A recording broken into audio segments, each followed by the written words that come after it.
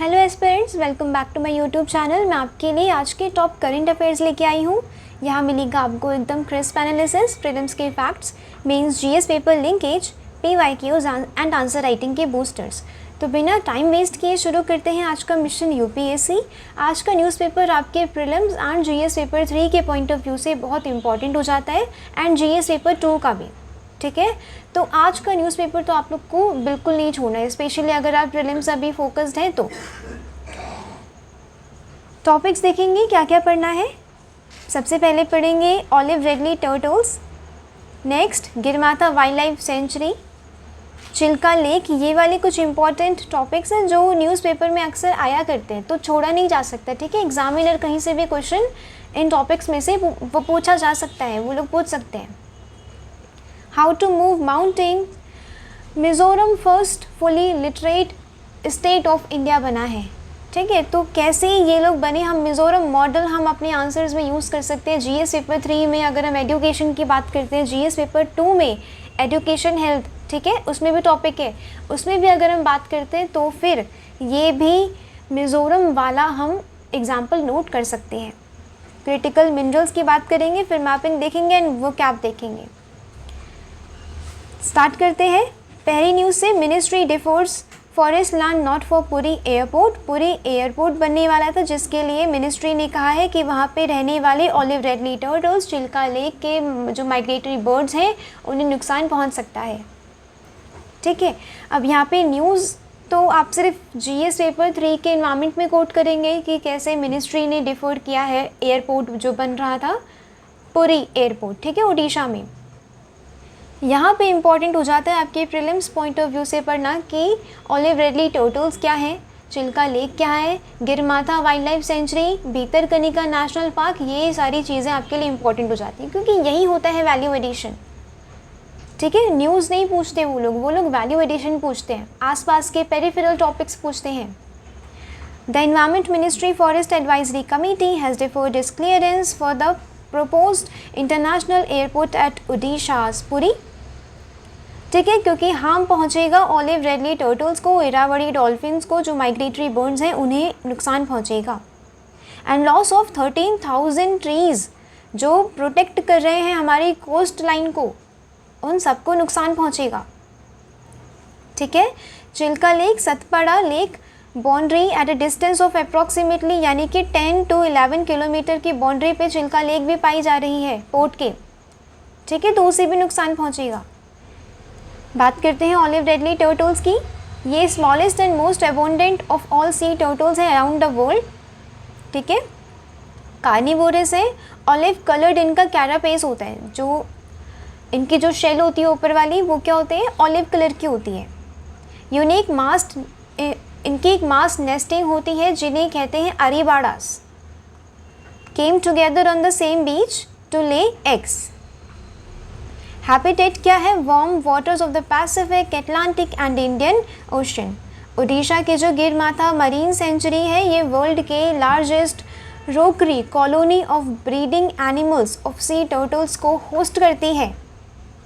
ये याद रखनी है, ओडिशा गिरमाथा मरीन सेंचुरी आ जाएगा किसी भी स्टेट पीसीएस के एग्ज़ाम में। अभी यूपी पीसीएस आरओ या आरओ आ रहा है, उसमें पूछा जा सकता है कि गिरमाथा कहाँ पे है, ऑप्शंस होंगे वहाँ पे। ठीक है, तो आपको क्या याद रखना है कि ये ओडिशा में है। ये देखिए इंडिया का स्टेट ओडिशा, यहाँ पे ओडिशा के जो ये वाला एरिया है, यहाँ पे गिरमाथा मरीन वाइल्ड लाइफ सेंचुरी है, यहाँ पे ऑलिव रेडली टर्टल्स की मास नेस्टिंग होती है। तो ये बहुत क्रिटिकल एरिया बन जाता है उन्हें प्रिजर्व करने के लिए। Right, protection status, wild life protection act 1972 के हिसाब से ये शेड्यूल 1 में है, IUCN के हिसाब से वुलनरेबल में है, एंड साइट्स के हिसाब से अपेंडिक्स 1 में है। ये तो अब उतना यूपीएससी तो नहीं पूछता, बट बाकी एग्जाम्स में पूछा जा सकता है। ह्यूमन कंजम्पशन, यहाँ पे क्या है, थ्रेट है इन्हें, क्या है, पोस्ट फॉर मीट, उनके मीट के लिए शेल, लेदर, एग्स, इन सब के लिए उनकी पोचिंग होती है, उनकी इलीगल हंटिंग होती है। मरीन पोल्यूशन, मरीन में pollution, plastics, millions of tons of plastic हम अपने ओशंस में देते हैं। तो इन एनिमल्स को ही तो नुकसान पहुंचाते होंगे वो, राइट। तो मरीन पॉल्यूशन एंड वेस्ट उनके लिए एक सबसे बड़ा थ्रेट है। फिशिंग ट्रॉलर्स ओवर एक्सप्लॉयटेशन होता है, वो लोग फिशिंग नेट्स में फंस जाते हैं, ऑलिव रेडली टर्टल्स, ठीक है। और जबकि ये रूल है कि फिशिंग नहीं होगी 20 kilometres within a marine sanctuary, वो लोग फिर भी इस रूल को वायोलेट करते हैं। Initiatives to protect olive ridley turtles, operation Olivia, ये इंडियन कोस्ट गार्ड लेके आई थी ऑपरेशन ओलिविया इन 1980s में, प्रोटेक्ट ऑलिव रेडली टर्टल्स, ठीक है। उनको प्रोटेक्ट करने के लिए ऑपरेशन ओलिविया लाया गया बाय इंडियन कोस्ट गार्ड्स। ये अनलॉफुल ट्रॉलिंग एक्टिविटीज़, जो अनलॉफुल ट्रॉलिंग, फिशिंग करना एंड एक्वेटिक एनिमल्स को पकड़ना, ठीक है, ये भी मना करते हैं ये लोग। Mandatory use of turtle excluder devices, ये कौन सी डिवाइसेस है कि जैसे कि एक्सीडेंटल किलिंग होती है ना टर्टल्स की, इसे कम करने के लिए ये ओडिशा गवर्नमेंट ने मैंडेटरी किया है for trawls to use turtle excluder devices. ये एक नेट है specially design to exit cover, यानी कि पूरे नेट में एक एग्जिट कवर है टर्टल्स के वहाँ से बाहर आने का, ठीक है। ये है टर्टल एक्सक्लूडर डिवाइसेस। बात करेंगे गिरमाथा वाइल्ड लाइफ सेंचुरी की। ये वर्ल्ड्स लार्जेस्ट नेस्टिंग बीच है किसके लिए, olive ridley sea turtle. Declare की गई थी sea turtle in 1997 by Odisha government. इसकी इकोलॉजिकल इंपॉर्टेंस है, वाई, क्योंकि वहाँ पे ऑलिव रेडली सी टर्टल्स रहते हैं, तो इसकी इकोलॉजिकल इंपॉर्टेंस भी बहुत ज़्यादा है। चिलिका लेक एशिया के largest and world second largest lagoon lake है। 1981 में चिलिका लेक को फर्स्ट इंडियन वेटलैंड करार किया गया था। International importance of Ramsar convention. Ramsar convention एक बहुत ही बेसिक एंड इम्पॉर्टेंट कॉन्सेप्ट है आपके जीएस पेपर 3 इन्वायरमेंट को एंड ऑब्वियस प्रीलिम्स का क्वेश्चंस बनते हैं उसमें से। मेजर अट्रैक्शन क्या है चिल्का लेक की, Irrawaddy dolphins spotted off Satapada island, ठीक है। चिल्का लेक पे एक सतापाड़ा आइलैंड है, वहाँ पे इरावदी डॉल्फिन पाई जाती है। नालाबाला आइलैंड भी इम्पॉर्टेंट एक एरिया है वहाँ पे, एंड इसे बर्ड सेंचुरी डिक्लेयर किया गया था इन 1987। कालीजे टेम्पल, कालीजे टेम्पल एक आइलैंड पे लोकेटेड है on Chilika lake, in the Chilika lake, ठीक है। चिलिका लेक काफ़ी सारी माइग्रेटिंग बर्ड्स को होस्ट करता है, जैसे कि कैस्पियन सी से बर्ड्स आती हैं, Baikal, rural and remote parts of Russia. यहाँ से क्या करते हैं, बहुत सारी बर्ड्स आती हैं यहाँ पे ब्रीडिंग के लिए माइग्रेट करके, तो उन सबको भी होस्ट करता है चिलिका लेक। तो इसकी भी इम्पोर्टेंस, इकोलॉजिकल इम्पोर्टेंस काफ़ी ज़्यादा है। बात करेंगे भीतरकनिका नेशनल पार्क की, ये उड़ीसा में पाया जाता है नेशनल पार्क, ठीक है जी, उड़ीसा का है। Second largest mangrove ecosystem of India है। फर्स्ट कौन सा है, सुंदरबन, यानी कि सेकेंड लार्जेस्ट मैनग्रोव कहाँ पाए जाते हैं, भीतरकनिका उड़ीसा में। पहला कहाँ पे पाया जाता है, सुंदरबन वेस्ट बंगाल। यहाँ पे नदियाँ कौन कौन सी बहती हैं, ब्राह्मणी, बैतरनी, दमरान, पटशाला। इसकी प्रॉक्सिमिटी है बे ऑफ बंगाल की, बे ऑफ बंगाल, ठीक है। अब वहाँ की एनरिच्ड विद सॉल्ट वेजिटेशन और वहाँ के स्पीशीज़ के लिए बहुत फ़ायदा पहुँचाती है, वहाँ की स्पीशीज़ एनरिचमेंट के लिए। It is the breeding place for salt water crocodiles, याद रखना है, salt water crocodiles, Chilika lake, ठीक है। गिरमाथा बीच पे ऑब्वियस है largest colony of olive ridley sea turtle. How to move mountains, ये नेक्स्ट न्यूज़ है। इसमें क्या है, Mizoram first fully literate, first पढ़ा लिखा लिटरेट स्टेट ऑफ इंडिया बन चुका है, ठीक है। मिज़ोरम जैसा स्टेट जहाँ पे हम सोचते हैं कि लिटरेसी सिर्फ अर्बन एरियाज़ में है, ग्रोथ एंड डेवलपमेंट सिर्फ अर्बन एरियाज़ में है, वहीं पे मिज़ोरम का एग्जाम्पल हमें ये बताता है कि कैसे माउंटेन्स, कैसे अगर लगन हो, अगर इच्छा शक्ति हो, तो कैसे पहाड़ों को भी हिलाया जा सकता है। It speaks of a broader and more holistic model of inclusive development that involves patient, community-led work, volunteers who braved the remote locations। यहाँ पे volunteers की participation रही है। ये जब आप कभी NGO, सिविल सोसाइटी की बात करेंगे GS पेपर 2 में, तो आप इसका मेंशन करेंगे, ठीक है। Poor connectivity to bring literacy to the last mile, यानी कि लास्ट माइल, हर घर तक लिटरेसी पहुंचाना वॉलंटियर्स का काम यहाँ पे रहा। वॉलंटियर्स ने अपनी तरफ से बढ़ चढ़ के पार्टिसिपेट किया। सिर्फ लिटरेसी में ही नहीं, मिज़ोरम अदर इंडिकेटर्स में भी हाई रैंक लेता है, जैसे कि third largest female workforce participation पाया जाता है पूरी कंट्री का। कहाँ पे? मिज़ोरम में। सेक्स रेशियो एट बर्थ कितना है? 975 फीमेल्स पर 1000 मेल्स। ये नेशनल एवरेज जो 929 है उससे कहीं ज़्यादा है। ठीक है। लोवेस्ट इन्फेंट मोर्टालिटी रेट पाई जाता है मिज़ोरम में अमंग नॉर्थ ईस्ट स्टेट्स। जहाँ पे हम डेवलपमेंट को इक्वेट करते हैं विद अर्बन ग्रोथ, ये हमारे लिए एक लेसन है। ठीक है। और रिसोर्स रिच स्टेट्स के लिए भी लेसन है कि कैसे अपने रिसोर्सेज को यूज़ करके हम आगे बढ़ सकते हैं। That policy निम्बलनेस is often a function of intent and accountability. That investing in people, trusting local institutions and community building, community participation एक जन आंदोलन वहाँ पे लिटरेसी रेट बना है। ठीक है। ये आप जीएस पेपर 4 में भी एक एग्जाम्पल के तौर पे यूज़ कर सकते हैं कि कैसे अकाउंटेबिलिटी, लोकल इंस्टीट्यूशंस पे भरोसा रखना, ट्रस्ट अमंग पब्लिक। ठीक है। ये चीज़ें आप जीएस पेपर 4 में यूज़ करेंगे। जीएस पेपर 3 में यूज़ करेंगे क्या? लिटरेसी। जीएस पेपर 2 में जो एजुकेशन हेल्थ वाला है ना, वहाँ पे जो एजुकेशन में क्वेश्चन आएगा कि उसमें भी आप मेंशन करेंगे मिज़ोरम का। Next important, counter to China quad to create critical mineral supply chain. The quad comprising, ये मैंने अभी आपको कल परसों पढ़ाया था, तो क्वाड को पूरी डिटेल में तो पढ़ाने की ज़रूरत नहीं है, इसीलिए मैं कहती हूँ कि आप नोट्स एक ही बारे में बना के रख लें ताकि आपको रिपीटेड मोड पे आपको चीज़ें ना पढ़नी पड़े दोबारा से, बट आप रिवाइज करें। The quad comprising India, Australia, Japan and the US, इन्होंने एक इनिशिएटिव लॉन्च किया है to secure supply chain of critical minerals.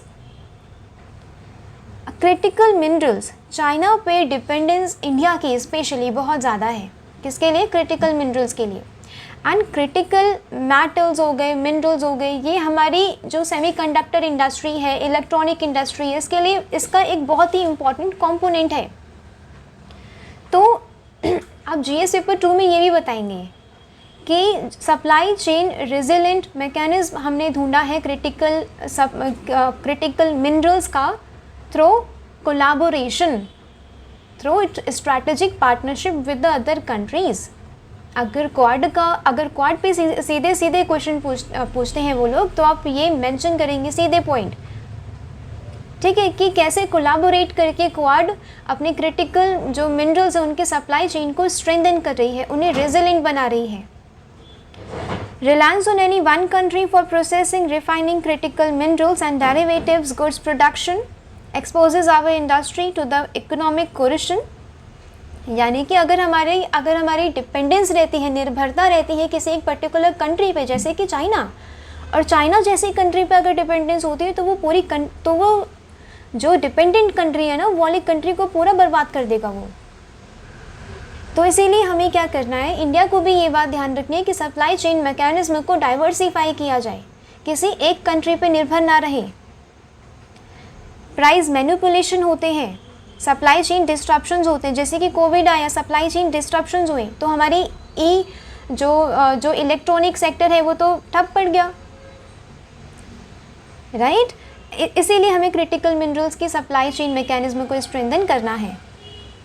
Critical minerals ये रेयर अर्थ एलिमेंट्स होते हैं that are important for component, जैसे कि cutting edge hardware ranging from semiconductors, electric vehicle, jet fighters. देखिए इतनी इंपॉर्टेंट चीज़ें हैं जिसमें क्रिटिकल मिनरल्स की ज़रूरत है। तो इसका मतलब यही है ना कि हमें इसमें भी आत्मनिर्भरता चाहिए।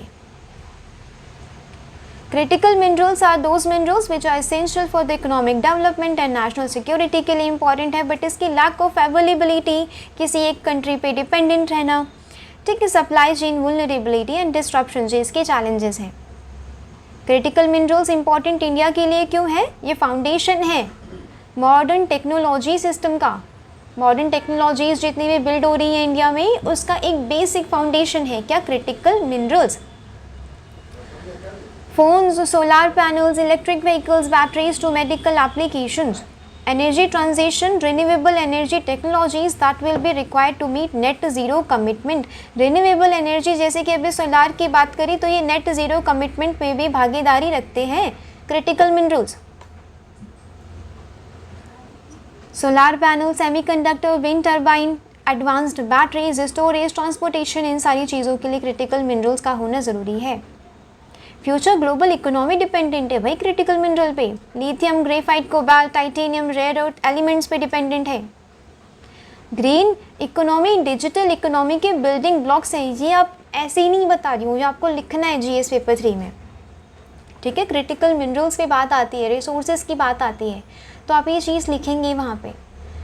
इसीलिए एक न्यूज़ को आपको कितने जीएस पेपर के पॉइंट ऑफ व्यू से आपको डाइवर्सिफाई करना है ना, या फिर उसका डाइवर्सिफाइड यूज़ लेना है, ये आपको आना चाहिए। जैसे कि क्वाड ने किया, ठीक है, आप ये जीएस पेपर 2 में लिखेंगे।